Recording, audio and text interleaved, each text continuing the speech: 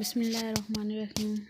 तो पूछना हाल फ़कीरान दा नावल बाय अजीत शाह, और आज हम पढ़ेंगे इसकी 6 से 10th एपिसोड तक।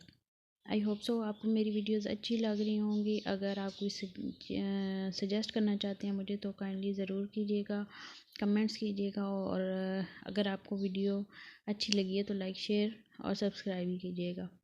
उससे थोड़ी हौसला अफजाई होती है और फिर मज़ीद दिल करता है वीडियोस बनाने का। तो चलें शुरू करते हैं। अब मोहब्बत तो वो कर बैठी थी, अब निभानी तो थी ही, चाहे हालात जो भी हों, चाहे अब हनी शराबी हो या कोई और भी हो, कुछ क्यों ना हो, लेकिन मोहब्बत करने की गलती तो वो कर बैठी थी। अब उसका पीछा करना, उसके एक एक मिनट की खबर रखना वो अपना फ़र्ज़ समझती थी। आखिर मोहब्बत के असूल भी तो निभाने थे। उस पर नज़र रखने के लिए सबसे अहम तरीन काम था उसके बारे में जानना है। उसने फ़ैसला किया था कि उसके बारे में सब कुछ जानेगी। वो क्या करता है, कहाँ जाता है, कहाँ से आता है, एक एक सवाल का जवाब उसे चाहिए था, यानी उसकी सारी इन्फॉर्मेशन निकालेगी। ये तो वो जानती थी कि वो खुद उसे कुछ नहीं बताएगा, ना ही उसे मुँह लगाएगा, लेकिन वो कहीं से भी पता लगा लेगी। लेकिन वो भी आकांक्षा थी, कहीं ना कहीं से तो उसने भी सारी मालूमात इकट्ठी कर ही लेनी थी। और सबसे पहले उसका शिकार थी खाला और नीलम, जो इसके बारे में ज़्यादा ना सही लेकिन कुछ ना कुछ तो जानती थी। तो मतलब लड़की को मोहब्बत हो ही गई तो बेचारे के पीछे पड़ जाएगी। चलें देखते हैं। सच सच बताओ आकांक्षा, तुम्हारे दिमाग में क्या चल रहा है? आखिर हो क्या गया तुम्हें? क्या सोच रही हो और इस कमरे में क्यों जाना चाहती हो? इसके बारे में इतने सवाल क्यों पूछ रही हो? तुम्हारे दिमाग में क्या चल रहा है? खाला ने जांचती नज़रों से देखते हुए पूछा। खाला, मेरा इरादा है इसे आपका जमाई राजा बनाने का। वो बिना शर्माए बोली। खाला तो परेशान नज़रों से देखने लगी। कुछ ज़्यादा फास्ट नहीं वैसे जा रही? खाला को भी बता लिया। झटका तो नीलम और संतोष को भी बहुत ज़ोर का लगा था, लेकिन माँ को पूछते देखकर वो दोनों खामोशी से सुन रही थी, जबकि वो नॉन स्टॉप बोले जा रही थी।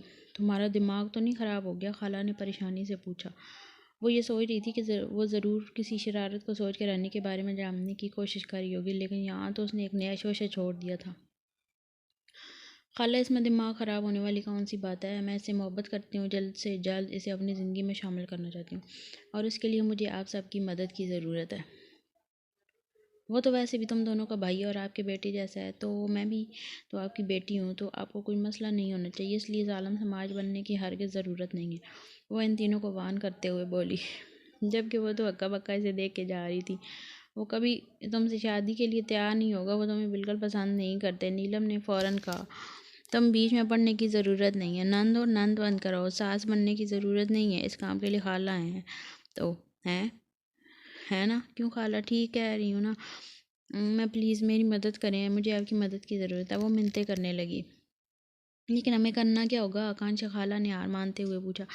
वो भी तो यही चाहती थी कि अन्नी खुश रहे, इस तरह अकेला तना ना रहे। अब वो हंसता बोलता नहीं था, किसी से बात नहीं करता था, अपना दुख किसी के साथ शेयर नहीं करता था, लेकिन उसकी आंखों में कितना दर्द था ये तो वो हमेशा से देखती आई थी। वो हमेशा से चाहती थी कि उसकी ज़िंदगी में कोई ऐसा इंसान आ जाए जो उसे खुशियों का मतलब समझ जाए, और आकांक्षा ही वो लड़की थी जो उसे खुश रख सकती थी, उसे ज़िंदगी की खुशियों से रूशनास करवा सकती थी। देखो आकांक्षा, ये सब कुछ अगर तुम हनी के साथ मजाक या उसे हर्ट करने के लिए कर रही हो तो याद रखना, अगर इस बच्चे को तकलीफ़ हुई तो मैं सारी ज़िंदगी माफ़ नहीं करूँगी, खाला ने धमकी देते हुए कहा। तो आकांक्षा को इन पर प्यार आया, जो अपनी भांजी का साथ देने की बजाय इस अनजान लड़के का साथ दे रही थी। आप लोगों को कुछ नहीं करना, खाना सब कुछ मैं करूँगी, आप लोग बस मेरे साथ दे रहेंगे। फ़िलहाल मैं इसके लिए अपने हाथों से खाना बनाऊँगी, ताकि रात को आकर वो मेरे हाथ से खाना खाए। मैं चाहती हूँ उसे जल्दी आदत हो जाए मेरे हाथ का खाना खाने की, और प्लीज़ आप बेफिक्र हो जाए, मैं उसे बिल्कुल हर्ट नहीं करूँगी और ना ही किसी को करने दूँगी। उसने एक आंख दबाकर खाला से कहा, जबकि संतोष तो इसके हर कदम पर इसके साथ साथ थी। आखिर उसकी वजह से उसके भाई की ज़िंदगी में कोई लड़की आने वाली थी। हो सकता है वो चेंज हो जाए, सबसे हंस खेल कर बात करने लगे, ज़िंदगी के हसीन रंगों को जानने लगे, खुश रहने लगे। वो तो हमेशा से ही उसे अपना भाई मानती थी, और वो चाहती थी कि इसका भाई इसकी हर खुशी में इसके साथ हो, तो हर मुसीबत में तो इसके साथ खड़ा होता था, लेकिन वो इसे अपनी खुशियों का हिस्सेदार बनाना चाहती थी। रात को वो घर वापस आया तो रोज़ की तरह आज भी कोई ना कोई इसके इंतज़ार में था, और इत्तेफाक से आज भी वही थी। उसे देख कर ना जाने कि उसका मूड ख़राब हो जाता। वो इससे बिल्कुल बात नहीं करना चाहता था। इसलिए कल भी भूख होने के बावजूद वो बिना खाना खाए अपने रूम में चला गया और अब भी वही इसके सामने खड़ी थी। अजीब लड़की थी, मेहमान थी तो मेहमान बनकर रहे, घर की मालकिन क्यों बन रही थी। उसे गुस्सा तो बहुत आया, लेकिन आज उसे बहुत सख्त भूख लगी थी। वैसे देखती टेबल पर खाना लगाने लगी। खाना खा के आए हो, खाओगे? अगर खा के भी आए हो तो भी खा लो, क्योंकि मैंने खुद अपने हाथों से बनाया है। मैं खाना लगा रही हूँ, तुम हाथ मुँह धोकर आओ। और हाँ, ये शराब की बोतल अंदर रख खाना, मुझे इससे स्मेल आती है और मेरा दिल ख़राब होता है। अजीब हुक्म था, लेकिन हमें बिना कुछ कहे अपने कमरे में लेकिन हनी बिना कुछ कहे अपने कमरे में चला गया। वापस आया तो खाना लगा चुकी थी। वो खामोश इस टेबल पर आकर बैठ गया। वो दोबारा पहले वाली हरकत नहीं करना चाहता था। उसे थप्पड़ मार के वो पछता रहा था।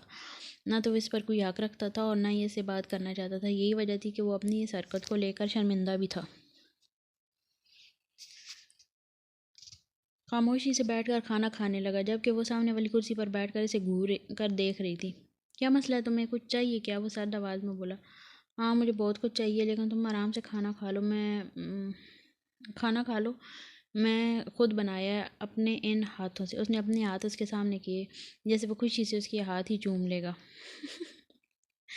तुम्हारा बहुत शुक्रिया, लेकिन आइंदा खाना मत बनाना, तुम बहुत ख़राब खाना बनाती हो। अगर तुम्हारा खाना बनाना इतना ही ज़रूरी है तो प्लीज़ आंटी से कहकर मुझे फ़ोन करके बता देना खाना तुमने बनाया है। मैं बाहर से खा के आऊँगा। वो भी जितलाते हुए लहजे में बोलकर दोबारा खाने की तरफ मुतवज्जो हो गया और 2 वाले लेकर उठकर अपने कमरे में चला गया। जैसा भी बनाती हूँ खाना तो तुम्हें ऐसा ही मिलेगा, अब भी और भी फ्यूचर में ही। बेहतर है कि इसकी आदत डालो। वो बर्तन पटक कर टेबल से उठाती किचन के सिंक में फेंक कर अंदर चली गई। यार नीलम इसका चेहरा देखकर कह कर लगाए बिना नहीं रह सकती थी। हंसना बंद करो और जाकर बर्तन वाश करो, तुम्हारे भाई साहब ने खाना खा लिया।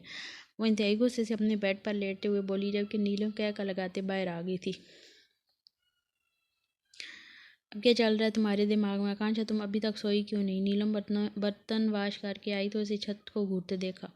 मुझे देखना है कि अन्नी इस वक्त क्या कर रहा है। वो सीरियस अंदाज में बोली, मतलब अब तुम जासूसी भी करोगी? नीलम को हैरत का झटका लगा था। प्यार में बहुत कुछ करना पड़ता है मेरी जान, तुम नहीं समझोगी। वो उठकर आहिस्ता आहिस्ता ऊपर की तरफ जा रही थी। उसने दरवाजे के लाख से थोड़े से सुराख से झांक कर देखा। लैपटॉप पर कोई वीडियोस जा रही थी। उसे फ़ौरन ही समझा गया कि वो किसी से बात करने में लाइव चैट वीडियो पर मसरूफ़ है। अम्मी जान क्यों चाहती हैं आप कि मैं अपने मुल्क वापस ना आऊँ? क्यों चाहती हैं आप कि मैं अपनी बहन की शादी में ना आऊँ? आज भी अगर मरियम मुझे फ़ोन करके नहीं बताती तो मुझे तो पता ही नहीं चलता कि मेरी बहन की शादी है। मैं पाकिस्तान आ रहा हूँ, बस बात ख़त्म। मेरी बहन की शादी और मुझे किसी ने बताया नहीं, मैं आ रहा हूँ पाकिस्तान, और अब चाहे जो भी हो जाए मैं नहीं रुकूँगा। बहुत सह लिया मैंने, बहुत बर्दाश्त कर लिया। मैं किसी से नहीं डरता। मैं इसके लहजे से अंगारे फूट रहे थे। वो जिस तरह से बात कर रहा था उसके लहजे ने तो आकांक्षा को भी सामने पर मजबूर कर दिया था। मतलब ये कि पाकिस्तान जा रहा है। आकांक्षा ने खुद से कहा और फिर इसकी बात सुनने में मसरूफ़ हो गई।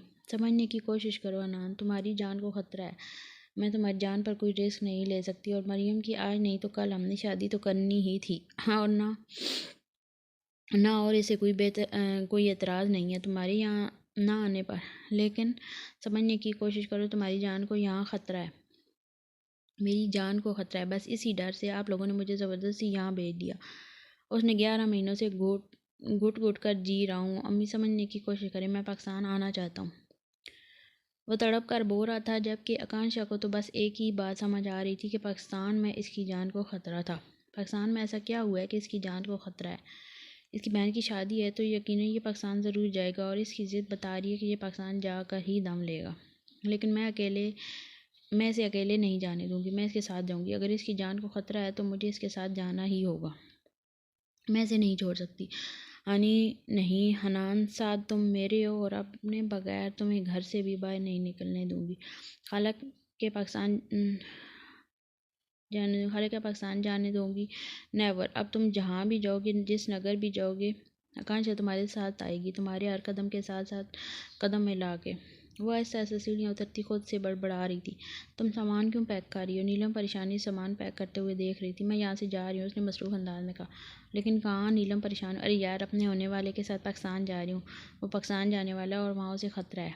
ऐसी कंडीशन में उसे अकेले तो नहीं जाने दे सकती ना। इसीलिए मैंने फ़ैसला किया कि मैं इसके साथ ही जाऊँगी। और इसके साथ ही रहूँगी। आखिर मुझे इसका साथ देना है, उसकी हिफाजत करनी है। अब वो मेरा होने वाला शौहर है, मैं इसे अकेले नहीं जाने दे सकती। अब इसकी हिफाजत करना मेरा फ़र्ज़ है। आकांक्षा अपना सामान पैक करते हुए कहा, जबकि नीलम को तो इसकी एक बात समझ नहीं आ रही थी। आकांक्षा, फजूल बोलना बंद करो और मुझे बताओ कि ये सब कुछ तुम क्या कर रही हो। और अब वो सीरियस अंदाज में बोली, क्योंकि कब से इसकी फजूल गोई सुन सुनकर तंग आ चुकी थी। कुछ नहीं कर रही यार, अपना सामान पैक कर रही हूँ। वो कल पाकिस्तान जाने वाला है, किसी से बात कर रहा था वो ऊपर, और वो आंटी जो इससे बात कर रही थी शायद इसकी माँ है। वो कह रही थी कि वो इसकी जान को ख़तरा है और इसे वहाँ नहीं आना चाहिए, और अगर ऐसा है तो मेरे ख्याल में मुझे इसके साथ जाना चाहिए था।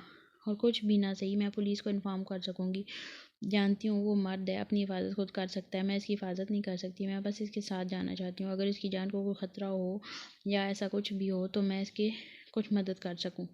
और वैसे भी इसे शादी करने के लिए मुझे इसके बारे में सब कुछ जानना चाहिए, और शादी करने के लिए सबसे ज़रूरी तो प्यार होता है, और इसके पाकिस्तान में और मेरे यहाँ रहने से प्यार तो होने से रहा, हमें साथ रहना होगा। सो इसी बहाने हमारी आउटिंग भी हो जाएगी, और अब मुझे सामान पैक करने दो। वो इसे सब कुछ समझाते दोबारा अपने काम में मसरूफ़ हो चुकी थी, जबकि नीलम को इस सरफिरी लड़की के बारे में कुछ भी समझ नहीं आ रहा था, इसलिए सोने के लिए चली गई। बेटा, तुम्हारा जाना इतना ज़रूरी है क्या? अज़रा ने पूछा। जी आंटी, मेरा जाना बहुत ज़रूरी है, इसीलिए तो जा रहा हूँ। मैं जल्द वापस आ जाऊँगा। आप अपना बच्चियों का और अपना ख्याल रखिएगा, और कोई भी मसला हो तो मुझे फ़ोन ज़रूर कीजिएगा। वो कहकर बाहर जाने लगा, जब आकांक्षा को अपना सामान लेकर निकलते देखा। रुको, मैं भी तुम्हारे साथ आ रही हूँ, मुझे भी अचानक पाकिस्तान जाना पड़ रहा है। खाला, बाकी सब बातें आपको नीलम बता देती है। वो नीलम की तरफ इशारा करते हुए बोली, और अपना सामान हनी की गाड़ी में रखने लगी, जिस पर हनी ने उसे घूरा था। यार, तुम्हारे साथ एयरपोर्ट तक तो आ ही सकती हूँ। मैंने कभी भी एजेंसी टिकट नहीं ख़रीदा, इसलिए इमरजेंसी टिकट नहीं ख़रीदा, इसलिए तुम्हें मेरी मदद करनी होगी। और अगर तुम इन सब की इतनी मदद कर सकते हो तो मेरी भी कर दो। मैं भी इतनी अपनी चाहो तो पूछ सकते हो इनसे। उसने मासूम शक्ल बनाकर कहा, तो वो बिना कुछ बोले ड्राइविंग सीट पर आ बैठा। ये कहाँ जा रही है इस तरह से अचानक? नीलम, मुझे बताओ। अज़रा परेशान हो। अम्मी, मैं आपको सब कुछ बताती हूँ, आप अंदर चलें, बाइक को खुदा हाफिज़ कह के आती हूँ। नीलम अज़रा के सवालों से बचने के लिए फ़ौरन इस तरफ जा चुकी थी। भाई प्लीज़ इसका बहुत ख्याल रखिएगा, ये बिल्कुल पागल है, अपना ध्यान नहीं रख पाएगी, इसलिए इसे आपके साथ भेज रही हूँ। प्लीज़ प्लीज़ प्लीज़ मेरे लिए इसका ख्याल रखिएगा, और प्लीज़ इस आयत के लिए इसे मत छोड़िएगा। वो हनी की मिन्नतें करने लगी, जिस पर हनी अपनी आंखों पर ग्लास से चढ़ाए हुए उसे फाम है सारी लागे, जबकि अपनी बहन की मोहब्बत पर आकांक्षा तो सदकेवारी जा रही थी। इन दोनों की एक ही फ़्लाइट थी, लेकिन सीट अलग अलग और फासले पर थी, जिस पर आकांक्षा मुंह बसूर कर एक तरफ होकर बैठी थी, जहाँ उसके साथ एक जवान मॉडर्न सी लड़की थी, जो इसे देखकर बार बार मुस्करा रही थी। जब हनी के साथ कोई बूढ़ी औरत थी। वो काफ़ी देर हनी को देखते रहे। तकरीबन आधे घंटे के बाद हनी उठकर रेस्ट रूम में गया। यही मौका था हनी के पास जाने का। वो फ़ौरन आंटी के पास आई। एक्सक्यूज़ मी, क्या आप मेरे साथ सीट एक्सचेंज कर सकती हैं? वो क्या है ना कि मेरे शोर काफ़ी अनकम्फर्टेबल है, अगर आप बेहतर समझें तो प्लीज़। आओ तो वो हैंडसम खड़ूस तुम्हारा शोर है, इसलिए अपने पास बैठी इतनी हसीन लड़की को भी नहीं देखा। आंटी ने मुस्कुराते हुए शरारती अंदाज में कहा, जी वो खड़ूस मेरा शोर है, और मेरे यहाँ अपने साथ ना होने की वजह से तो यूँ खड़ूस की तरह मुंह बनाकर बैठे हैं। अगर आपकी इजाज़त हो तो चेंज कर लें। हाँ बेटा, क्यों नहीं। इतना हैंडसम लड़का और इस तरह से मुंह बनाकर बैठा बिल्कुल अच्छा नहीं लग रहा। तुम यहाँ अपने शोर को कंपनी दो, मैं तुम्हारी सीट पर बैठ जाती हूँ। उन्होंने फ़ौरन मानते हुए कहा, जिस पर मुस्कुरा कर उनका शुक्रिया अदा करते हुए अन्नी की साथ वाली सीट पर बैठ गई, और जब ही वापस आया उसे अपने साथ बैठे देखकर पूछे बिना नाराज़ का, तुम यहाँ क्या कर रही हो?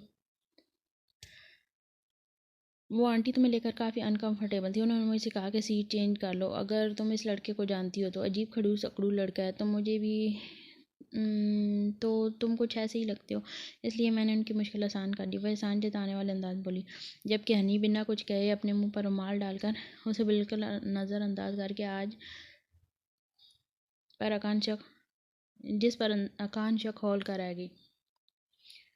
एक तो राइटिंग में इतनी जो है ना गलतियाँ हो जाती हैं, फिर पढ़ने में मुश्किल होती है, लेकिन चलें आप लोग भी कुछ बर्दाश्त कर लीजिएगा।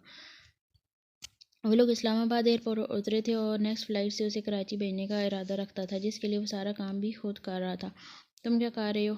तो मैं कराची भेजने के लिए टिकट बुक करवाने जा रहा हूँ, लेकिन इसकी ज़रूरत नहीं है। आकांक्षा ने फ़ौरन, क्यों ज़रूरत नहीं है? क्या तुम इस्लामाबाद की रहने वाली हो? वो पूछने लगा। नहीं, मैं कराची की रहने वाली हूँ, लेकिन यहाँ मैं तुम्हारे साथ हूँ।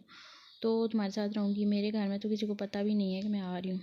और वो तुम्हारी बहन ने क्या कहा था, मुझे बिल्कुल अकेले मत छोड़ना, मेरा बहुत सारा ख्याल रखना और अपने साथ रखना। इसीलिए तो मैं आई हूँ यहाँ तुम्हारे साथ अपने घर। कराची तो मैं मर कर भी ना जाऊँ। घर कहाँ है तुम्हारे? घर इस्लामाबाद के रहने वाले हो तुम। वो इसका और अपना बैग घसीटते हुए एयरपोर्ट से बाहर जा रही थी कि जबकि हनी उसे देखते उसके पीछे पीछे आ रहा था। बेवकूफ़ लड़की, कहाँ जाना है तुमने? साफ साफ बताओ, या मेरे पीछे क्यों आई हो? वजह क्या है? अब हनी को इस बेवकूफ़ लड़की पर गुस्सा आ रहा था। देखो, मैंने कल रात तुम्हारी बातें सुनी थी। तुम्हारी अम्मी कह रही थी कि पाकिस्तान में तुम्हें ख़तरा है, इसलिए मैं यहाँ आई हूँ। अब तुम ये भी पूछना चाहोगे कि ऐसा क्यों? तो बात घुमाने की आदत नहीं है मुझे, साफ साफ बता रही हूँ। अच्छे लगते हो तो मुझे पसंद करने लगी हूँ। तुम्हें आसान अल्फाज में अपने सपनों का राजकुमार बनाने लगी हूँ। आई समझ। इसलिए अगर तुम्हारा कोई अफेयर वगैरह चल रहा है तो इसे ख़त्म कर दो, क्योंकि अब तुम्हारी लाइफ में मैं आ गई हूँ। आकांक्षा तुम्हारी आशी। चटाक, फिर थप्पड़ पड़ गया। आकांक्षा जाने अभी क्या क्या बोले जा रही थी जब हानि का हाथ एक बार फिर से उसका गाल सुर्ख कर गया। खबरदार, जो आज के बाद मेरे सामने आई, दफ़ा हो जाओ यहाँ से। बेवकूफ़ लड़की, कितना जानती हो मुझे, कितना पहचानती हो? मेरे पीछे पीछे यहाँ आ गई। अपनी इज्जत की ज़रा भी परवाह है तुम्हें? अगर मैं तुम्हें रास्ते में यहाँ पर तुम्हारे साथ कुछ भी उल्टा सीधा कर दूँ तो क्या मुँह लेकर जाओगी अपने माँ बाप के पास? कौन सी दुनिया में निकल पड़ी हैं लड़कियाँ? अपनी इज्जत, अपनी अजमत को इतना बेमोल कर दिया तुम लोगों ने। तुम्हारे बाप ने यकीन करके तुम्हें खुद से दूर भेजा और तुम ये सब कुछ करती फिर रही हो। बेवकूफ़ लड़की, अब यहाँ से सीधी कराची जाओगी। और ख़बरदार, फिर कभी किसी की प्राइवेट कार सुनी पसंद करती है माई फुट। वो गुस्से से वान करता हुआ वहाँ से निकलता चला गया, जबकि आकांक्षा अपने गाल पे हाथ रखे उसे जाते हुए देख रही थी। अनान को यकीन था कि इतना भरपूर थप्पड़ खाने के बाद वो उसका पीछा हरगिज़ नहीं करेगी। वो सीधा घर ही आया था जब जहाँ इसकी माँ और बहन बेचैनी से इसका इंतज़ार कर रही थी। वह इन दोनों से मिला। ये जो इससे मिलकर जहाँ आंखों में खुशी के आंसू लिए हुए थे, वहीं इनकी आंखों में डर भी वो साफ पड़ सकता था। अम्मी जान, प्लीज़ रोना बंद करें। इतने दिनों के बाद आया हूँ और आप मैं के रोने बैठ गई हैं। तुम्हें यहाँ नहीं आना चाहिए था अनान। अगर इन लोगों को पता चल गया तो न जाने क्या कर देंगे। अम्मी ने रोते हुए से अपने सीने से लगाया। अम्मी, मैं किसी से नहीं डरता, बस बहुत हो गया। कब तक यूँ डर डर जीते रहेंगे? आज नहीं तो कल मौत तो आनी ही है, और जिस तरह की ज़िंदगी में जी रहा हूँ, कसम से ऐसी ज़िंदगी से मौत बेहतर है। छोड़ें ये सारी बातें, रोना बंद करें। मैं फ़्रेश होकर आता हूँ, तब तक मेरे लिए कुछ अच्छा सा खाने को बना लें। फ्लाइट में भी कुछ नहीं खाया, बहुत भूख लगी है। वो अपने पेट पर हाथ रख कर दवाई देने लगा तो ना चाहते हुए भी वो माँ बेटी मुस्कुरा कर इसके लिए खाने का इंतज़ाम करने लगी।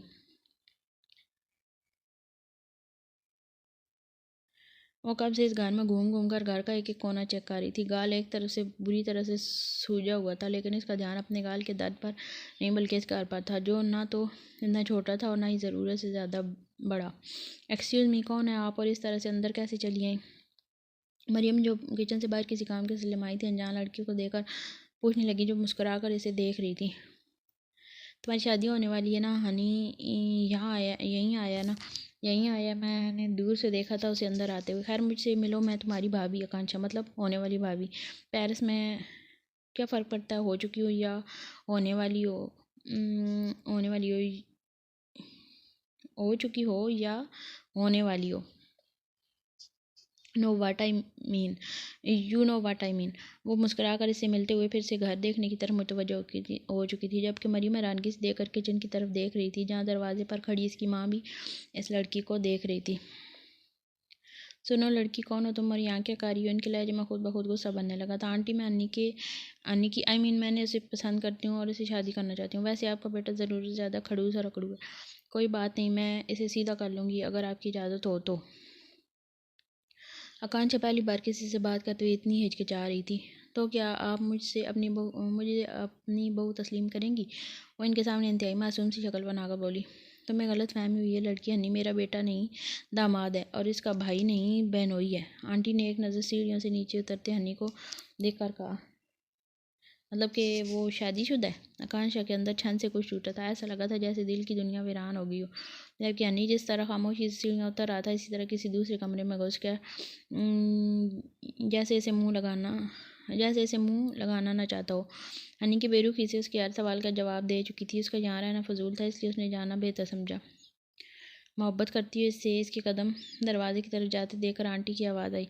उसने एक ज़ख्मी सी नज़र इनकी तरफ देख कर हाँ में सारे लाया। यहाँ क्यों आई हो? इसके बारे में सब कुछ जानने के लिए उसकी आवाज़ में साफ लड़खड़ाहट थी, जैसे कुछ पाने से पहले खो दियो।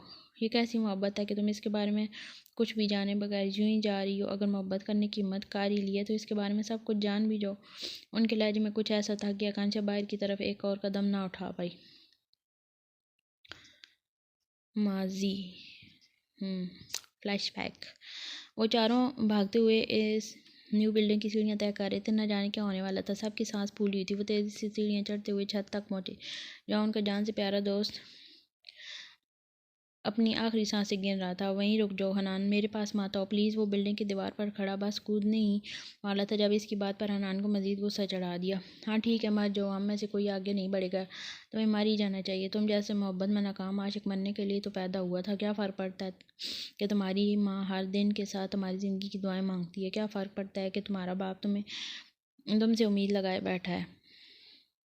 मर जाओ, तुम्हारी बहनें कंवारी रहें, इन्हें इसके भाई की खुदकुशी की वजह से कोई ना अपनाए, लेकिन तुम तो मिसाल कायम करने जा रहे हो। मर जाओ, तुम्हें तो मर ही जाना चाहिए। हाँ, लेकिन तुम एक बार याद रखो कि अपनी महबूबा के इश्क में सबसे अच्छे आशिक साबित होकर दुनिया में एक मिसाल कायम कर दोगी, लेकिन अपनों को जलती आग में झोंक जाओगे। लेकिन तुम्हें क्या फ़र्क पड़ता है कि तुम एक अच्छे भाई नहीं बन पाए, अच्छे बेटे नहीं बन पाए, अपने बाप का सहारा नहीं बन पाए, लेकिन नाकाम आशिक बनकर खुदकुशी करके तो मर जाओगे। लेकिन मरने से पहले मुझे एक बात का जवाब दे दो, तुम्हारी माँ, तुम्हारी बहनें, तुम्हारे बाप को क्या कहेंगे? हम क्यों खुदकुशी की तुमने? क्योंकि एक लड़की का इश्क तुम्हारे लिए इन सब की मोहब्बतों से बढ़कर था, यही वजह है। हनान ने उसकी आँख घुमा के डाले पूछ रहा था, जबकि वह इससे नज़रें नहीं मिला पा रहा था। हनान, मैं हार गया, उसके बारे प्यार में हार गया। मैं क्या करूँ कि उसे भूल जाऊँ? मैंने हर वो काम किया जो वो चाहती थी, और आज वो किसी और की दुल्हन बनने जा रही है। मेरा दिल जल रहा है, मैं क्या करूँ? मैं क्या कर रहा हूँ? इससे ऐसा ऐसा कदम बढ़ाता उसके सीने से लग कर फूट फूट कर रोने लगा। तुम्हें क्या करना है ये मैं तुम्हें बताऊँगा, रोने से कुछ नहीं होगा। और इसका चलो तुम्हारे इश्क का इंतकाम लेते हैं। वो लड़की जो तुम्हें इतने सालों तक बेवकूफ़ बनाकर लूटती रही है, आज वो लुटेगी सबके सामने। ऐसा कुछ भी सोचना भी मत, उसकी ज़िंदगी बर्बाद हो जाएगी। होती है तो होती रही, तुम्हारी ज़िंदगी बर्बाद हो रही थी, तुम्हारे माँ बाप बहनें सबकी ज़िंदगी बर्बाद होती है। उसने नहीं सोचा था, लेकिन आज सोचेगी और ज़रूर सोचेगी। अनहान सीरियस अंदाज में बोल रहा था, जबकि उसके इरादों से डर कर उसने हाँ मैं सारे रहा। लेकिन इस बार अनान ना सुनने के बिल्कुल मूड में नहीं था, इसलिए ज़बरदस्ती उसे अपने साथ ले आया। निकाह की रस्म अदा की जा रही थी जब वो तेज़ी से घर में दाखिल हुए। रुके रुके, ये निकाह होने से पहले मैं कुछ बातें क्लियर करना चाहता हूँ। इस अनजान लड़के को देखकर हैरान थे। मेरा नाम अनान है और मैं इसका बेस्ट फ्रेंड हूँ। अब ये कौन होगा ये सोच रहे होंगे आप लोग। तो आज मेरा दोस्त है जो आज खुदकुशी करने जा रहा था। खुदकुशी क्यों करने जा रहे थे, ये सवाल भी आप लोगों के दिमाग में आ रहा होगा। तो इसका जवाब ये है कि इस दुल्हन मैडम का कॉलेज यूनिवर्सिटी तक अफेयर चल रहा था, तकरीबन 8 साल से, और जब शादी की बारी आई तो किसी और के साथ निकाह करने जा रही है। तो मेरे प्यारे दूल्हा मियाँ, तुम एक ऐसी लड़की से शादी करना चाहते हो जो पहले ही 8 साल तक किसी और के इश्क में गिरफ्तार रही हो। बकवास कर रहा है, ये आदमी झूठ बोल रहा है, मैं इसे जानती भी नहीं। वो फ़ौरन अपने बाप के पास आई थी। झूठ और सच तो ये तस्वीरें फ़ैसला करेंगी। आज तस्वीरें दिखाओ। वो ज़बरदस्ती आज की जेब से मोबाइल फ़ोन निकालने लगा, जिसके लिए उसे बार बार मना कर जिसके लिए आस बार बार मना कर रहा था, लेकिन वो भी हनान था। पीछे हटना तो इसने सीखा ही नहीं था। वो इसके मोबाइल निकाल कर इस लड़की के बाप और होने वाले शोर के सामने कर चुका था। मैं ये अपने दोस्त और इसके सामने नहीं बताना चाहता था, लेकिन आज मजबूर हूँ। इसके अलावा भी ऐसे बहुत सारी लड़कियाँ हैं जिसके साथ आपकी होने वाली बेगम के अफेयर्स रह चुके हैं, यानी कि इस जैसे ना जाने कितने ही और लड़कियाँ जो अपनी ज़िंदगी को ख़त्म करने जा रहे थे। जनाब, वो दूर हो गया जहाँ लड़कियाँ मजबूर होती थीं और लड़के इनके साथ अफेयर चलाकर उनकी ज़िंदगी बर्बाद करते थे। आजकल ये काम लड़कियाँ भी सर अंजाम दे रही हैं, और आज मेरा दोस्त है, इसे तो मैं कुछ होने नहीं दूँगा। और इनके आशिकों को बचाना मेरी ज़िम्मेदारी नहीं है। अगर चाहो तो शादी कर लो, वरना छोड़ देना बेस्ट ऑप्शन है। क्योंकि ऐसी लड़की से शादी करने का क्या फ़ायदा जो शादी से पहले ही अपने बाप को धोखा देकर किसी और के साथ इश्क लड़ाती रहे। खैर, तुम्हारी मर्ज़ी, तुम्हारी ज़िंदगी, लेकिन मेरे दोस्त के साथ जो हुआ है वो किसी और के साथ होते नहीं देखना चाहता था। खुदा हाफिज़। वो आज का हाथ थामे उसे ज़बरदस्ती वापस बाहर ले जाने लगा। जब उसे कोई आवाज़ सुनाई दी, ये आवाज़ कब से आ रही थी जो उसे बेचैनकारी थी। कभी वो कहती कि अजीब पागल आदमी है, तो कभी दूसरी लड़कियों के साथ बातें करने में मसरूफ़ हो जाती। लेकिन ये आवाज़ उसे काफ़ी देर से तंग आ रही थी। वो आवाज़ को इग्नोर करते हुए आगे बढ़ा। आज अचानक एक लड़की उसके साथ आकर टकराई। एक पल के लिए अनान को लगा जैसे पूरी दुनिया घूम गई हो। सामने खड़ी लड़की सुर्ख लिबास में कोई आसमान से उतरी हुई लग रही थी। एक पल के लिए तो अनान भी हैरान और परेशान इस लड़की को देखने लगा। शायद ही इससे पहले यह इससे ज़्यादा हसीन परी पैकर इसकी ज़िंदगी में आई थी। वो लड़कियों में ज़्यादा नहीं उलझता था, लेकिन सामने खड़ी ये लड़की उसके दिल में हलचल मचा चुकी थी। जैसे डर कर फ़ौरन ही उसे धक्का देती वापस अंदर की तरफ भाग गई थी। अब यहाँ क्यों खड़े हो, चलो यहाँ से, आस ने उसे घूरते हुए कहा। आई एम इन लव, वो खोए हुए अंदाज में बोला। क्या कह रहे हो, दिमाग तो नहीं ख़राब हो गया? हाँ, दिमाग ख़राब हो गया और साथ में दिल भी, इसे ठीक करना होगा। वो बड़बड़ाते हुए बाहर की तरफ जा चुके थे। रात पार्टी करने के बाद आज वो दूसरे दिन यूनिवर्सिटी आए थे। आस भी इसके साथ था, जो अब काफ़ी रिलैक्स था। वो जानता था कि इस लड़की को इसके अंजाम तक पहुंचाने के बाद इसका दोस्त भी संभल जाएगा, और वैसे भी इसके लिहाज से वो लड़की इसके काबिल ही नहीं थी। अभी वो इन्हीं बातों में मसरूफ़ थे जब अचानक अनीला इसके पास आई। कैसे हो तुम हनान, मैंने तुम्हें बहुत मिस किया, वो इसके गले में बाहों का हाथ डालते हुए बोली, जबकि हनान आज से दूर करते हुए काफ़ी दूरी पर जाकर खड़ा हो गया। देखो नीला, मैं बहुत बार कह चुका हूँ कि दूर से बात किया करो, चिपकने की ज़रूरत नहीं है। वो इंतहाई गुस्से से बोला था, जब जिससे अनीला का मूड बन चुका था। मैं तुम्हारी गर्लफ्रेंड हूँ और ये बात पूरी यूनिवर्सिटी जानती है, वो गुस्से से बोली। तो मेरी कुछ नहीं हो, ज़बरदस्ती मेरी गर्लफ्रेंड बनने की कोशिश ना करो तो बेहतर होगा। हनान को मज़ीद गुस्सा आया। आई लव यू हनान, मैं तुमसे बहुत मोहब्बत करती हूँ और इस यूनिवर्सिटी को तो क्या, दुनिया के हर इंसान को खड़ा करके बताऊंगी कि मुझे तुमसे मोहब्बत है। तुम एक बार हाँ तो करो, वो उकड़े हुए अंदाज में बोली, जैसे इससे अपनी नाराज़गी का इजहार करी और इसके मज़ीद करीब आने की कोशिश की, जिस पर अनान को मज़ीद गुस्सा चढ़ गया और बिना इसकी तरफ देखे वहाँ से निकलता चला गया। इस सरपीली लड़की के साथ सर खपाना एक बेवकूफ़ी के अलावा और कुछ नहीं था, जबकि दिमाग में सिर्फ और सिर्फ वही लड़की घूम रही थी, लाल सुर्ख हूर परी। काश मैं इससे दोबारा मिल पाता। उसके दिल में एक हसरत सी जागी।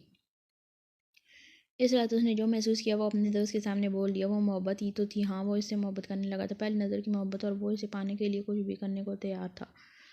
फर्स्ट ईयर किस तरफ है, वो यही सब सोच रहा था कि उसे अपने पीछे से आवाज़ सुनाई दी। ये आवाज़ उसने इस रात भी सुनी थी। और पीछे मुड़कर देखने लगा। नीले लिबास में वो इसकी तरफ पीट के किसी और से बात करने में मसरूफ़ थी। अब तो वो इसे करोड़ों में पहचान सकता था। तो अल्लाह भी यही चाहते हैं। गुड हो गया। वो मुस्कुराए। इससे पहले कि वो इस लड़की की तरफ बढ़ता, एक लड़का भागते हुए आ रहा था, जिसका मतलब समझकर वो इसके सारे दोस्त अलर्ट होकर इसकी तरफ बढ़ रहे थे। अनान, वो लोग हमारी साइड पर आए हैं, आज तो इनकी खैर नहीं, चलो इनकी बैंड बजाते हैं। वो इन सब को कहते हुए वापस पीछे की तरफ भागा था, और इसके साथ ही वो लोग हाथ में जो हथियार है वो लिए इसके पीछे आ रहे थे। बहुत दिनों के बाद हाथ साफ करने का मौका मिला था। ये दो ग्रुप्स थे और इन दो ग्रुप्स को इस सोसाइटी के अलग अलग दो हिस्से दिए गए थे। एक ग्रुप को दूसरे ग्रुप की जगह किसी भी मेंबर का आना जाना मना था।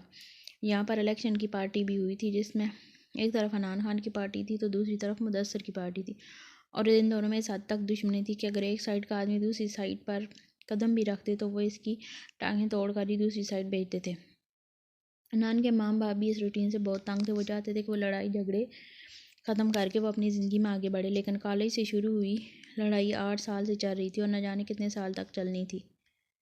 आज भी कुछ ऐसे ही होने वाला था। वो सब यूनिवर्सिटी से बाहर निकलकर इस साइड की तरफ जा रहे थे जहाँ मुदस्सर के आदमी आए हुए थे। ये उनके लिए खुलेआम एक चैलेंज था, जिसे पूरा करने के लिए अब वो कोई भी रिस्क को उठाने को तैयार थे। जारी है। लड़ाई बहुत ज़्यादा बढ़ गई, जिसकी वजह से बात सोसाइटी के सरबराह तक पहुंच गया। नान को गुस्सा और किसी बात का नहीं, बस एक बात का आ रहा था कि आस ने उसको इस लड़के को मारने से क्यों रोका। ये सारी बातें वो यहाँ से बाहर जाने के बाद पूछने वाला था। फिलहाल तो बस उसे घूर रहा था कि जब ये दोनों पार्टीज़ के माँ बाप बैठे इन लोगों के कारनामे सुन रहे थे। अपने बेटों को संभालें खान साहब, ये ना हो कि किसी दिन आपको पछताना पड़ जाए। मुदस्सर के पापा ने बड़े गरूर से कहा। मैं तो अपने बेटे को संभाल ही लूँगा चौधरी साहब, लेकिन आप भी अपनी परवरिश पर ज़रा गौर फरमाएं। ये हमारे एरिया में घुसकर हमारे एरिया के बुज़ुर्गों को के साथ बदतमीज़ी कर रहा था। इससे पहले भी उसने बहुत बार ये सब कुछ करने की कोशिश की है। ये कहना गलत नहीं होगा कि आपके बेटे को तमीज़ छो कर भी नहीं गुजरी। इंतहाई बदतमीज़ है ये, खान साहब ने इंतहाई गुस्से से कहा। अगर बदतमीज़ हो तो मुंह क्यों लग रहा है? मुदस्सर ने बदतमीज़ी कहा। ये देख रहे हैं आप इसकी बदतमीज़ी इंसान को? बाबा ने बदतमीज़ इंसान को। बाबा ने अमनान के सीने पर हाथ रखते हुए आगे बढ़ने से रोका। यही सारी हरकतें ये हमारे एरिया में करता है, बल्कि हमसे उम्मीद रखी जाती है कि ये सब कुछ ना हो। और इस बारे में आपके बेटे ने जिन लोगों को अपने साथ शामिल किया है, इन पर भी ज़रा गौर फरमाइए। ये जो लोग इसके बेटे के ग्रुप में शामिल हुए हैं, कोई आम नहीं बल्कि बहुत बड़े गुंडे के आदमी हैं, बल्कि एक तो इस गुंडे का भाई है। ये 9 के एरिया के झगड़े में सोसाइटी के की सीट हासिल करने के लिए आप अपने बेटे को किसी बड़े मसले में डाल दें। ये एक इलेक्शन है, इस महल्ले का सरबराह वही बनेगा जो इलेक्शन जीतेगा, जिसको सोसाइटी वाले ज़्यादा वोट देंगे। बेहतर होगा कि आप बाहर के लोगों को शामिल ना करें। ये आपके लिए हमारे लिए बिल्कुल बेहतर नहीं है। खासकर ऐसे बंदों को हमारे एरिया में शामिल ना करें तो बेहतर होगा। खान साहब ने समझाने की कोशिश की। वो मेरे बेटे का दोस्त है और मेरी सोसाइटी में ज़रूर आएगा। हमारी सोसाइटी में हमारी फैमिली का कोई भी मेम्बर, कोई भी दोस्त आ सकता है। आइंदा ये आपके एरिया में नहीं आएगा। लेकिन आप भी अपने इस बेलगाम बेटे को ज़रा लगाम डालें। जो इसने मेरे बेटे का हाल किया, अगर मैं चाहता तो इसे जेल में भी डाल सकता था, लेकिन अपनी सोसाइटी की इज़्ज़त के लिए खामोश हो गया हूँ। लेकिन आइंदा मैं खामोश नहीं रहूँगा। चौधरी साहब ने अपने बेटे के टूटे मुंह को देखकर कहा, जहाँ से जगह जगह खून बह रहा था। इसको देख कर ना चाहते हुए भी आस और अनान की हंसी छूट गई, जो मुदस्सर को मज़ीद गुस्सा दिला गई। अरे ऐसे कैसे लड़की पसंद करती है आपने मुझे वो लड़की पसंद अरे ऐसे कैसे लड़की पसंद करती है आपने मुझे वो लड़की पसंद नहीं है जो आप लोगों ने मेरे लिए पसंद किया। मैं अपने लिए लड़की ढूंढ चुका हूँ और इससे शादी करूँगा। नाना ऐसे कैसे बेटा, एक बार इसे देख तो लो। मामा ने समझाने की कोशिश की। मामा मैं अपने लिए लड़की पसंद कर चुका हूँ और मुझे बहुत पसंद है। आपको टेंशन लेने की ज़रूरत नहीं है, आपकी बहू बहुत खूबसूरत है। वो पुरसकून सा बोला था। देखो नान, मैं अपने दोस्त की बेटी को बहुत अरसे से कह रहा हूँ कि वो मेरी बहू है और अब मैं इसे इनकार नहीं कर सकता। तो मैं एक बार इसे देख तो लो, मिल तो लो, एक दूसरे से बात तो कर लो। खान साहब ने समझाने की कोशिश की। मैं ना तो इसे देखूंगा, ना इससे मिलूंगा और ना ही कोई बात करूंगा, बल्कि आप लोग तैयार हो जाएं। बहुत जल्द मैं आप लोगों को किसी के घर भेजने वाला हूँ। अब मैं एक बहुत ज़िम्मेदार बच्चा बन चुका हूँ और बहुत जल्द इस सोसाइटी का मैनेजर बनने वाला हूँ। इसलिए आप लोग भी अच्छे वालिदैन बन जाएं, क्योंकि मैं मैनेजर बनने से पहले शादी करने का इरादा रखता हूँ। वो पुरसकून से सोफे पर लेटे हुए बोला। जानता था उसकी ज़िद के सामने उसके माँ बाप हमेशा की तरह हार जाएंगे। मैनेजर बनने के लिए इलेक्शन होंगे, वोटिंग होगी और मुदस्सर की टीम बहुत मजबूत है। इसका पूरा एरिया इसे ही वोट देगा। तो क्या हुआ बाबा, अगर वो डरा धमका कर वोट हासिल करेगा तो मैं भी प्यार मोहब्बत से अपने सारे एरिया का वोट ले लूँगा, क्योंकि डराने धमकाने का कोई फ़ायदा नहीं है। अगर मैं भी अपने एरिया में इसके जैसे गुंडे बिठाकर ज़बरदस्ती के वोट लेने लगा तो मुझ में इसमें क्या फ़र्क रह जाएगा।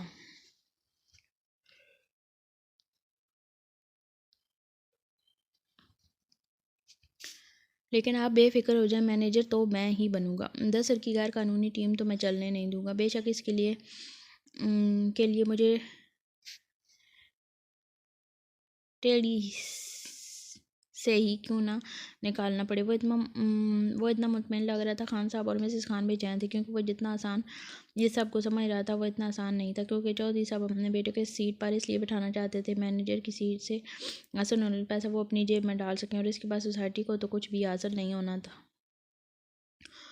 और दूसरी तरफ मुदस्सर और अनान की दुश्मनी तो स्कूल के ज़माने की थी। खान साहब अपने बेटे को इस खेल में शामिल तो कर चुके थे, लेकिन यह सब इन्हें बहुत मुश्किल लग रहा था। इस बार मुदस्सर जीतने के लिए शहर के सबसे खतरनाक गुंडे के लोगों को अपनी टीम से मैं शामिल कर चुका था। कमीने मैं तुझे कल से ढूंढ रहा हूँ। आप बता, तूने मुझे इस लड़के को मारने से रोका क्यों था? क्या खुला हुआ क्या खुला हुआ अंडा मारने में भी अलग ही मज़ा आता। नान को तो कल से सुकून नहीं मिला था कि वो एक लड़के को बुरी तरह से पीटता पीटता रह गया। अरे वो अमजद का भाई था। उसने बताया। कौन अमजद? नान ने पूछा। अभी तो खबरें नहीं सुनता क्या? अमजद बहुत बड़ा गुंडा है, पूरा इलाका जानता है कि इसके बारे में जगह जगह दहशत फैली हुई है। ज़बान से कम बंदूक से ज़्यादा बातें करता है। कल अंकल बता तो रहे थे कि मुदस्सर ने गुंडों का सहारा लिया। उसने अमजद को छोटे भाई से दोस्ती कर लिया। वो नशा करता है, बस इसी वजह से किसी क्लब में इन दोनों की दोस्ती हो गई और अब तो इसी का सहारा लेकर अपने पूरे एरिया को डराने में कामयाब हो चुका है।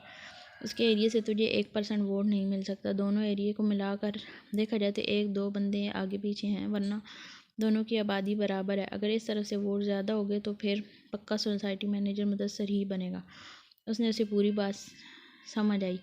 उफ, दफ़ा कर इन सब बातों को। मैं जा रहा हूँ फर्स्ट ईयर में, मुझे कुछ बहुत ज़रूरी काम है। अरे क्या काम है, कुछ बताओ कर तो जाओ। उसने उसे रोका। अभी बड़े बूढ़ों की बात नहीं सुनी, क्या पीछे से नहीं रोकते? तेरी भाभी को प्रपोज करने जा रहा हूँ, हनान ने समझाया। मतलब डायरेक्ट प्रपोज करने जा रहे हो? जो पहले समझो जा रहे हो, पहले समझो जानो, एक दूसरे के साथ वक्त गुजारो, ये क्या बात हुई यार? अरे ये पाकिस्तान है बेटा, और पाकिस्तान में जाने समझने के दौरान कोई टाइम वेस्ट नहीं करता। शादी तो इसी से करनी है। वो देर मेरे दिल में दस्तक दे चुकी है। अब वो माने या ना माने, शादी तो इससे करनी ही होगी। सोचो, बताता हूँ, ये ना हो कि यूनिवर्सिटी में आकर बिगड़ जाए। यहाँ तो बड़ी बड़ी लड़कियाँ बिगड़ जाती हैं और मैं बिल्कुल रिस्क नहीं लेना चाहता। वैसे अगर देखा जाए तो आकांक्षा और अनी दोनों के मिजाज तो मिलते ही हैं। इसने भी डायरेक्ट प्रपोज कर दिया कि उसी से शादी करनी है, और उधर आकांक्षा ने भी बगैर कुछ जाने बोल दिया। लेकिन खैर चलें, देखते हैं आगे क्या होता है। वो दोनों हाथ हिलाता उसे बाय करके ऊपर चला गया।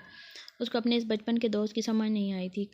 कभी भी किसी चीज़ में एक्साइटमेंट नहीं दिखाता था। पास हो गए अच्छी बात है, फर्स्ट आ गए बहुत अच्छी बात है, पूरे कॉलेज में टॉप कर लिया तो मेहनत की थी, टॉप तो करना ही था। बाइक ले ली हम, वाओ, इसमें वाह वाली कौन सी बात है?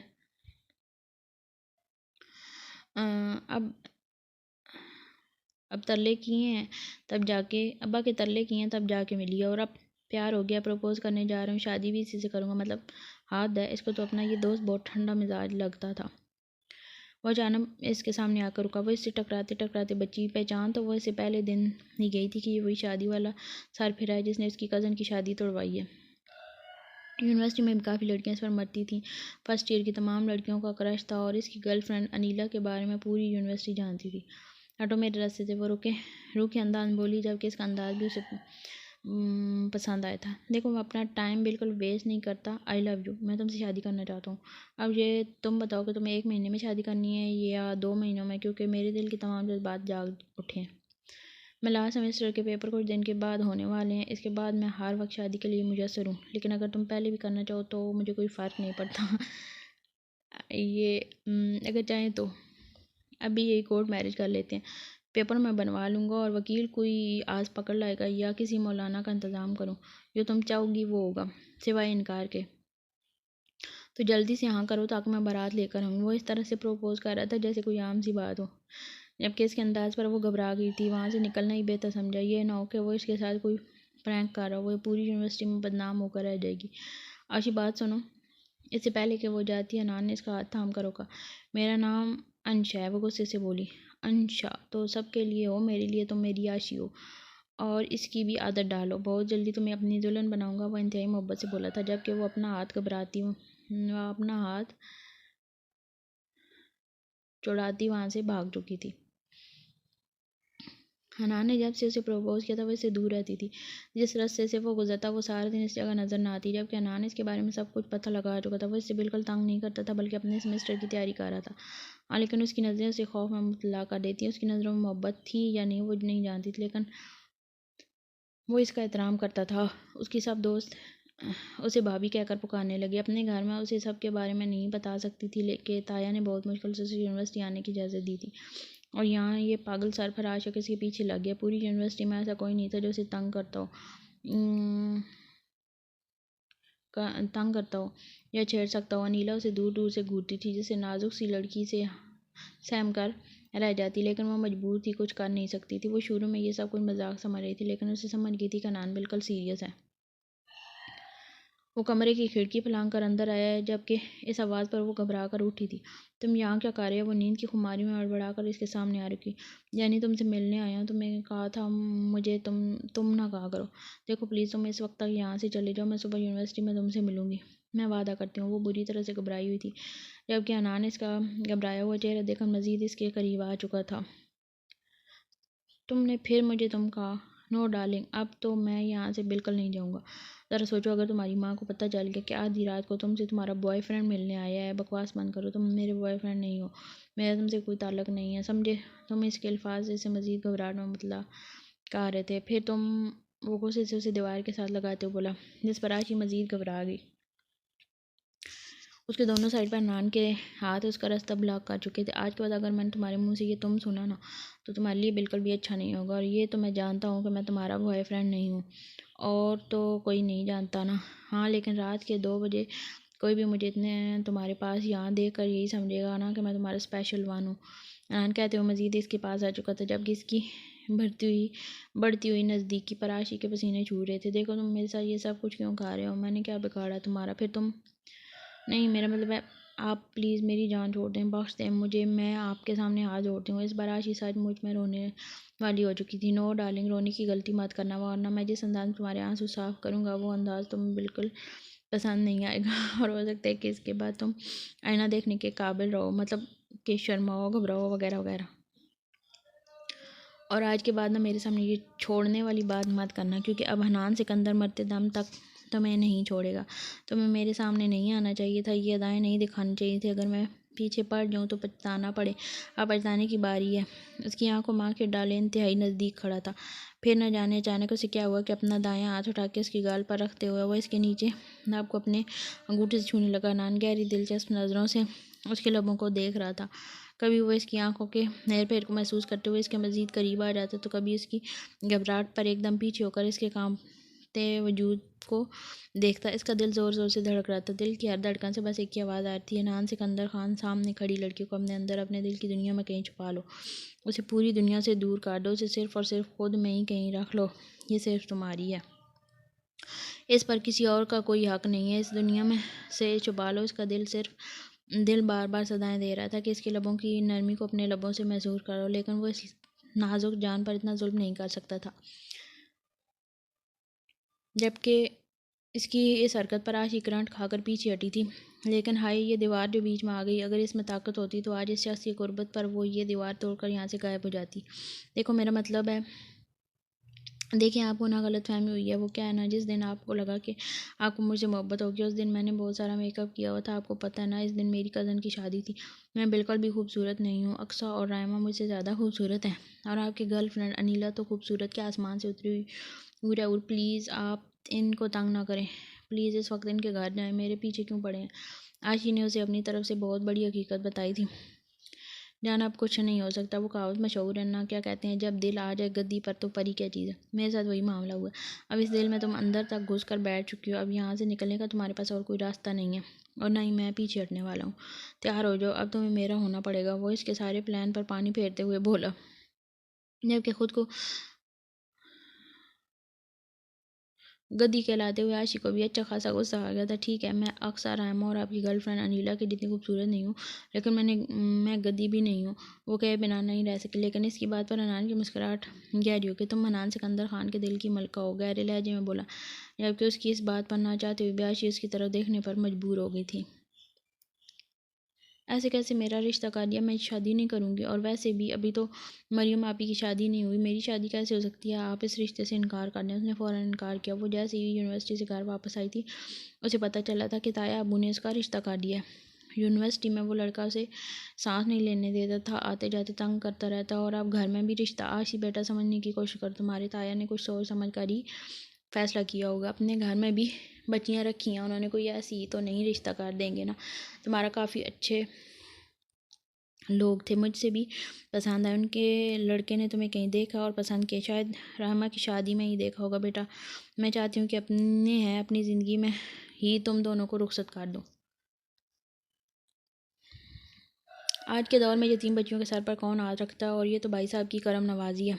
कौन सी करम नवाजी? अम्मी हमारी जायदाद पर डाका डाले बैठे हैं। हमें अपने बाप के हिस्से से 2 कमरों का मकान नहीं दिया, और अपनी फिर ज़बरदस्ती मरियम आपी के हाथ में अपने बेटे के नाम की अंगूठी डाल दी गई, जो ना जाने दुबई में क्या कह रहा है कि 6 साल से उसकी कोई खबर ही नहीं। और अब आ गया मेरा रिश्ता तय करने। मैं बता रही हूँ, मैं वहाँ शादी नहीं करूँगी। तब ख्याल नहीं आया यतीम बच्चियों का, जब इनकी भाभी लोगों के घरों के काम करके अपने बच्चियों की पेट पालती थी, और अब आया बड़े सरबराह बनने वाले। हमें नहीं चाहिए सरबराही। मेरी तरफ से इस रिश्ते से साफ इनकार है। वो इंतहाई गुस्से से बोली थी, बेटा तुम्हारी ताया की जातियों का इस रिश्ते से भला क्या लेना देना? मुझे वो लोग बहुत अच्छे लगे हैं और बड़ ख़ानदानी इज़्ज़तदार लोग हैं, और तुम्हारे इस बचपने से मैं ये रिश्ता हाथ से जाने नहीं दे सकती। मरियम की ज़िंदगी का फैसला तो तब होगा जब उमर वापस आएगा, लेकिन तुम इस शादी के लिए तैयार हो? अपने ताया के लिए ना सही, अपनी बेवा माँ के लिए। कब तक तुम लोगों को दुनिया की बुरी नज़र से बचा के रखूँगी? अब खुद खुदा के लिए मुझे अपनी ज़िम्मेदारी निभाने दो। मुझे ये रिश्ता कबूल है, और मैं तुम्हारी तरफ से हाँ इन लोगों को भेज रही हूँ, और अब मैं तुम्हारे मुँह से इनकार ना सुन। अम्मी के लहजे में नरमी लेकिन हक था, जिसके सामने वो चुप होकर रह गई। अरे अरे साहबजादे कहाँ थे आप? आपकी अम्मी हजूर तो शाम से आपका इंतज़ार कर रही हैं। खान साहब ने अपनी बेगम की तरफ इशारा किया जो बैठी मुस्कुरा रही थी। अम्मी आपकी मुस्कुराहट बता रही है कि रिश्ते के लिए हाँ हो गई है। उसने उनकी मुस्कुराहट से बात की गहराई का अंदाज़ लगाया, जिस पर उन्होंने मुस्कुराते हुए हाँ में सारे लाया। ये हुई ना बात। वैसे मुझे पहले ही पता था कि मुझे कोई इनकार नहीं कर सकता। बहुत बहुत मुबारक हो साहबजादे। अब शादी की तैयारियां कब तक करनी है ये भी बता दो, क्योंकि हम लोगों को बता चुके हैं कि हमारे साहबजादे को शादी की काफ़ी जल्दी है। खान साहब ने पूछा। बताया तो था बाबा, मैनेजर बनने से पहले मैं चाहता हूँ मेरी इस कामयाबी मेरी बेगम भी मेरे साथ हो। और जहाँ तक स्टडीज़ की बात है तो वो तो समझिए इस बार बेड़ा पार है। वो मुस्कुरा कर इन दोनों को गुड नाइट कहता अंदर जा चुका था। जब कितनी जल्दी शादी का सोचकर मिस्टर और मिसेस खान दोनों ही परेशान लग रहे थे। वो अपने अकलौते बेटी की शादी बहुत धूमधाम से करना चाहते थे, जिसके लिए बहुत सारी तैयारियों की ज़रूरत थी। और शायद वो लोग भी इतनी जल्दी रिश्ते के लिए तैयार नहीं होते, लेकिन फिर भी इन्हें यकीन था कि वो इनकार भी नहीं करेंगे। लेकिन उनके घर के हालात ऐसे ना थे कि वो इतनी जल्दी शादी कर पाते। भाई साहब इतनी जल्दी शादी आप बात करें इन लोगों से, हम इतनी जल्दी शादी के इंतजाम नहीं कर सकते। बेटी को जहेज़ भी देना है, उसे अच्छे से रुखसत भी करना है। इतनी जल्दी ये सब कुछ कैसे होगा भला? और अभी तो आशीष यूनिवर्सिटी के पहले साल में। मेरे ख्याल में ये सब कुछ बहुत जल्दी हो रहा है। अरे ज़ुलेखा, तुम जल्दी की क्या बात कर रही हो? और अखराजात को लेकर तुम क्यों परेशान हो रही हो? मैं क्या मर गया हूँ? अभी मेरी बच्चियों का ये ताया ज़िंदा है। मैं करूँगा इन दोनों की शादी, और किस बात को लेकर परेशान होने की ज़रूरत नहीं है। शादी का सारा खर्चा मैं उठाऊँगा। ताया अबू ने ताई अम्मी को घूरते हुए कहा, जो इन्हें ऐसा कहने से रोक रही थी। लेकिन ताया अबू तो आज ज़रूरत से ज़्यादा ही दयालु बने हुए थे। दरवाजे के बाहर खड़ी आशी और मरियम भी यही सोच रही थी कि ताया ऐसी बात कैसे कर सकते हैं, जिन्होंने उनके बाप के मरने के बाद रहने के लिए छत तक न दी, वाला शादी के अखराजात कैसे उठाते। खैर, जो भी था आज वो इनकी माँ की इतनी मदद कर रहे थे, ये तो किसी मौज से कम ना था। भाई साहब आप बैठे, मैं आपके लिए चाय लेके आती हूँ। लड़कियों को बोला था, लेकिन न जाने कहाँ रह गई। अम्मी ने खुशी से उठकर किचन गिरा ली। मरियम फ़ौरन अम्मी के साथ ही किचन के अंदर चली गई, जबकि वो वहीं खड़ी ताई और ताया की बातें सुन रही थी। आप अबू इतने पैसे कहाँ से देंगे? जानते भी हैं शादी पे कितना खर्चा होता है। अभी अभी रहमा की शादी टूटी और आप हैं कि जायदाद बांटने के पीछे लगे हैं। ताई ने गुस्से और अकार से कहा, अरे बेगम परेशान क्यों रहे हो? तुम्हें क्या लग रहा है सारा खर्चा मैं अपनी जेब से करूँगा? अरे नहीं, ये सारा खर्चा लड़के वाले देंगे। वो लड़का ना कोई बहुत ही बड़ा बहुत ही बड़ा इश्क हो गया इसका, और आशी का सबूत वो हमें नोटों की सूरत में दे देंगे। अरे मैंने तो पहले ही साफ इनकार कर दिया था कि ऐसे ही मैं इसकी शादी नहीं करवाऊंगा, और ये भी कह दिया था कि दहेज में देने के लिए मेरे पास एक पैसा भी नहीं है। फिर क्या था? खान साहब अक्लमंद थे। उन्होंने कहा कि ये औरत शर्मिंदा ना हो कि वो अपनी बेटियों की शादी ठीक से नहीं कर सके, इसलिए शादी का सारा खर्चा वो खुद उठाएंगे। ये कह करके सारा पैसा मैंने दिया, सारा खर्चा मैंने किया। फिर किया था, मैं भी भाग भी के पीछे लग गया इस रिश्ते से कहीं इनकार ना हो जाए। कुछ फ़ायदा हमें भी तो होगा। दाया बक हम आवाज़ बोल रहे थे, लेकिन इसके बावजूद भी वो इनके एक एक हर्फ को सुन चुकी थी। यकीनन वो लोग बहुत अच्छे ही होंगे जो इसकी माँ को शर्मिंदगी से बचाने के लिए सारा खर्चा उठा रहे हैं, लेकिन इस लड़के ने इसमें ऐसा क्या देखा कि इसकी मोहब्बत में पागल हो गया? ये तो वो भी जानना चाहती थी। और दूसरी तरफ यूनी वाले इस लड़के की भी परेशानी थी। अनान उसको तो वो कल ही अपने हाथ में मौजूद अंगूठी दिखा कर बता देती कि अब वो मंगनीशुदा है और कुछ ही दिनों में उसकी शादी भी होने वाली है। इसके लिए बेहतर होगा कि वह आश की मशूकी वाले चक्कर किसी और के साथ चले। हाँ, लेकिन अपने ताया की सोच पर अफसोस ज़रूर हुआ था, लेकिन इसमें कोई भी नई बात नहीं थी। ये तो हमेशा से होता आया था, एक बार और सही। वो सुबह से इसका इंतज़ार कर रहा था कि वो कब आएगी और कब वो उसे बताएगा कि आखिर वो उसे अपनाने जा रहा है हमेशा के लिए। हमेशा के लिए क्या वो जानती होगी कि इस लड़के का रिश्ता इसके लिए आया है? कैसे जानती होगी? इसे तो कुछ भी पता नहीं होगा। चलो, अगर नहीं पता तो मैं खुद ही बता दूंगा। आज वो बहुत खुश था, लेकिन अपने एक्सप्रेशन किसी पर ज़ाहिर नहीं करना चाहता था। लेकिन इसके बावजूद भी उसके वालिदैन उसकी खुशी का अंदाज़ा लगा चुके थे।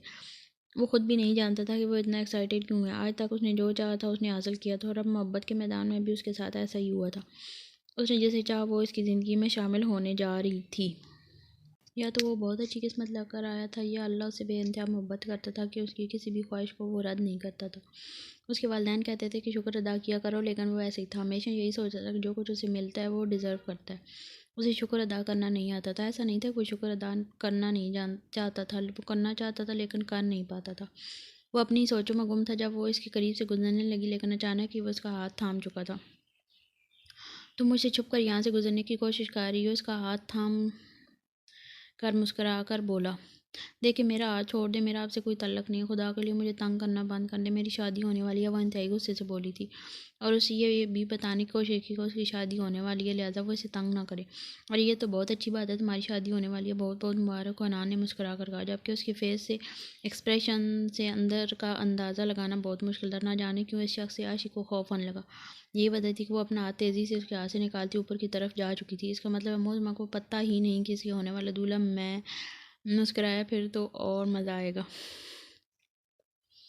वक्त पार लगा कर गुजर आता, 2 हफ्ते गुजर चुके थे और आशी ने कुछ दिन से यूनिवर्सिटी आना बंद कर दिया था। वैसे भी अनान उसे बिल्कुल तंग नहीं कर रहा था। वो खुद पर जबर किए हुए बिल्कुल इसी के रास्ते में बिल्कुल किए हुए था, उसके रास्ते में आता और ना ही उसके सामने आता, जबकि दिल बार बार उसे देखने के लिए बेचैन होता, सदाएं देता कि एक बार उसे देखो, एक बार अपनी नज़रों की प्यास को बुझाओ, लेकिन फिर भी वो नहीं आता उसके सामने। 2 दिन के बाद मेहंदी की रस्म अदा होनी थी और मेहंदी से पहले इन दोनों का निकाह था। अब तो वो सिर्फ निकाह के बाद ही इससे मिलने जाने वाला था। दूसरी तरफ आशी अपनी शादी को लेकर बहुत परेशान थी। सब कुछ इतना जल्दी क्यों हो रहा है, लेकिन कहीं ना कहीं इस बात को लेकर भी तसल्ली थी कि शादी के बाद भी वो यूनिवर्सिटी जा सकती है, अपनी तालीम मुकम्मल कर सकती है। बस यही वजह थी कि वो भी अपनी अम्मी और बहन की खुशियों में शरीक हो गई। उसे यही लग रहा था कि अनान उसके लिए खामोश हो गया, क्योंकि वो इसे बता चुकी है कि उसकी शादी होने वाली है और वो जो इसके साथ टाइम पास करने के लिए सारे ड्रामे कर रहा था वो उसने बंद कर दिया। अपने होने वाले हम सफ़र को वो अभी तक देख नहीं पाई थी, हालांकि दिल में अरमान ज़रूर जागने लगे थे उसे देखने के, उसके साथ ज़िंदगी गुजारने के। सारा दिन आजकल उसके बारे में सोचती थी, लेकिन कहीं ना कहीं एक सोच उसकी हर सोच पर भारी हो जाती कि आखिर उस शख्स ने उसके लिए इतने पैसे क्यों दिए, जिससे ताया का मुँह भी बंद हो गया और उसकी माँ शर्मिंदा भी नहीं होगी। घर में शादी की तैयारियां चल रही थीं, इसलिए उसने ताया के मुंह से जो कुछ सुना वो बताने की हिम्मत अपनी माँ के सामने नहीं कर पाई। हाँ, लेकिन मरियम को बता दिया था, जिसके बाद मरियम ने उसे समझाया कि अगर वो एक अच्छा इंसान नहीं होता तो खुद पैसे देकर अम्मी को शर्मिंदा कर सकता था, लेकिन वो सिर्फ और सिर्फ इसकी माँ की इज़्ज़त की खातिर इनसे छुप कर यह काम कर रहा है। तो यकीनन वो एक अच्छा इंसान है और मरियम के समझाने का यह असर था कि अब वो इसकी अच्छी सोचों में शामिल हो चुका था। सुबह से ये अजीब सी बेचैनी थी। आज उसका निकाह था, कुछ समझ नहीं आ रहा था कि आगे क्या होना है। अपनी माँ और बहन को छोड़ने का सोच सोचकर वो सुबह से रोए जा रही थी, जिस पर मरियम और जुलेखा बेगम बार बार इसे समझाती, लेकिन उसके आंसू थे जो थमने का नाम नहीं ले रहे थे। और इन्हीं आंसुओं के दौरान ही उसका निकाह हो गया। अपने वालिद के साय के बगैर माँ की दुआओं के आंचल में उसने ये निकाह तो कबूल कर लिया, लेकिन मौलवी साहब की आवाज़ तो ठीक से सुन भी ना पाई। शायद आंसुओं का दरिया हर चीज़ पर भारी था। निकाह के बाद रात को मेहंदी की रस्म अदा की गई। उसके ससुराल वाले धूमधाम से मेहंदी लाए थे, जिसमें उसकी माँ ने बढ़ चढ़कर शान से हिस्सा लिया। उसकी माँ की आंखें बार बार भीग रही थी। कल उनकी छोटी बेटी रुखसत होने जा रही थी और बड़ी बेटी के बारे में अभी कुछ पता नहीं था कि उसकी ज़िंदगी में क्या होने वाला है। उसे घूंघट में बाहर लाया गया, धड़कते दिल के साथ लाकर दूल्हे के साथ बिठाया गया। दिल की धड़कनें तेज़ होने लगी, सीने में धड़कता छोटा सा दिल सहम सा गया था। वो अपने ही दूल्हे के इतने करीब बैठी अपनी धड़कन शुमार कर रही थी। दिल ने बहुत चाहा कि घूंघट हटाकर इसका दीदार ही कर ले, लेकिन हिम्मत कहाँ से लाती। लेकिन फिर अपने कान के करीब बिल्कुल करीब आवाज़ सुनाई दी, निकाह मुबारक हो मिसेस हनान सिकंदर खान। वो इसके कान के बिल्कुल करीब इंतहाई मोहब्बत से बोला। न जो जज्बात से बोझल था, लेकिन उसकी आवाज़ को पहचानते हुए फ़ौरन अपने चेहरे से घूंघट उठा चुकी थी। तुम, वो हैरत का मुजस्समा बन के बोली, कितनी बार कहा है तुमसे कि मुझे तुम ना कहा करो, अब तो शोर बन गया हूँ, थोड़ी इज्जत दे ही डालो। वो एक आंख दबाकर शरारत से कहता उसको इशारा करने लगा और अगले 2 ही मिनट में तमाम हाल की लाइट ऑफ हो चुकी थी। वो जो बेयकीनी से इसका मुस्कुराता हुआ चेहरा देख रही थी, जो अब अंधेरे में डूब चुका था। अब अचानक उसे अपने चेहरे पर सख्त हाथों की गिरफ्त महसूस हुई और फिर ऐसी एक गिरफ्त लबों पर। वो इसके लबों को अपने होंठों में कैद किए उसकी सांसें रोक चुका था। आशी का दिल जोर से धड़का। हाथ सीने पे वो इसके हाथ सीने पे वो इसके सीने पे हाथ रख के उसको से दूर करने लगी, लेकिन इसका चूड़ियों से भरा हाथ उसके हाथ में आ चुका था।